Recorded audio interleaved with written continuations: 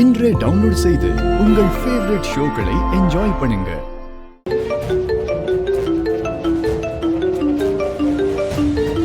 Senior, வர்மாவும் ப்ரூஸ்லியும் பேசுறதா information வந்திருக்கு. நீங்க சீக்கிரம் அந்த ப்ளூடூத் எடுங்க. யா.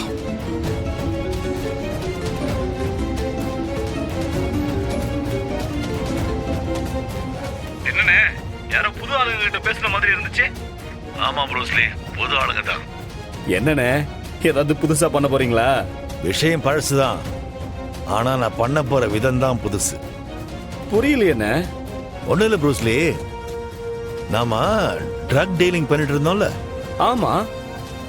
உன்ன மாதிரி முட்டாளுங்களால அந்த பிசினஸ கொஞ்ச நாள் நிறுத்தி வச்சிருந்தேன்ல.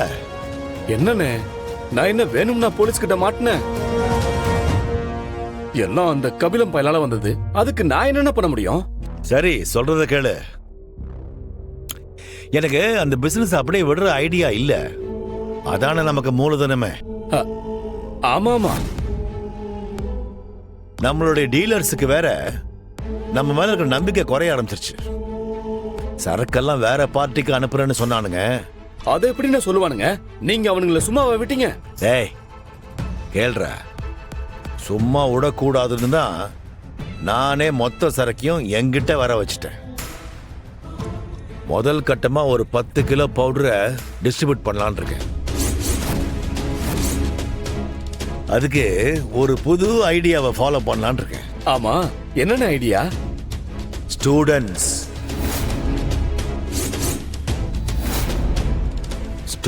மூலமா தான் இந்த தடவை ட்ரக்ஸ் எல்லாம் டிஸ்ட்ரிபியூட் பண்ணலாம்னு இருக்கேன்.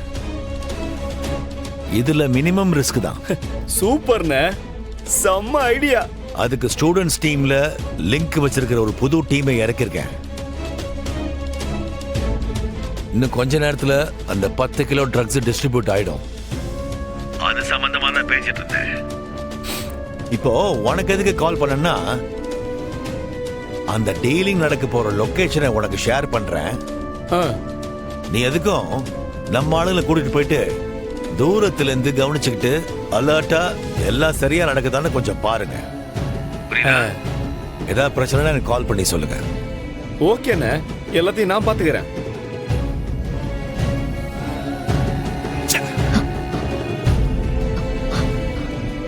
என்ன சீனியர் இது? மனுஷங்களா அவங்களா? ஸ்டூடெண்ட்ஸ வச்சு எனக்கு வர ஆத்திரத்துக்கு.